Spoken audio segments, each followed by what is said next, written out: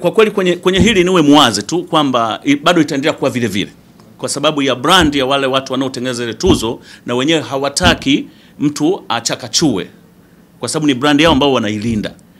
Kwa hiyo sasa ukisema uzilete hamna kugawa siku ile, zitakuwa bado, kwa sababu makumbuka matokeo yanatoka saa 6 usiku.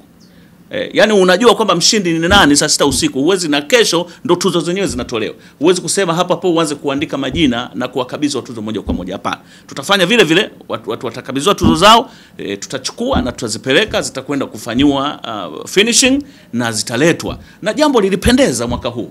Pale Serena Hotel watu walikuja wakafurahia tuzo zao. Safi kabisa. Kwa hiyo huu ni utaratibu tu wa kawaida, hata mkiangalia kwenye tuzo zingine. Utaratibu huo ni wa kawaida kabisa, kwamba mtu sio lazima, unless otherwise unajua washindi. Lakini kama unakwenda na kwa sababu tunakuaga na chombo ambacho kinadhibiti kuhakikisha kwamba hakuna mtu aliyechakachua zile tuzo, hatuwezi kujua matokeo na kuziandika kwenye tuzo, haiwezekani. Kwa hiyo watu watapiga picha, tutazichukua, bado tutaenda kuzifanyia utaratibu na tutazileta, watu watapata tuzo.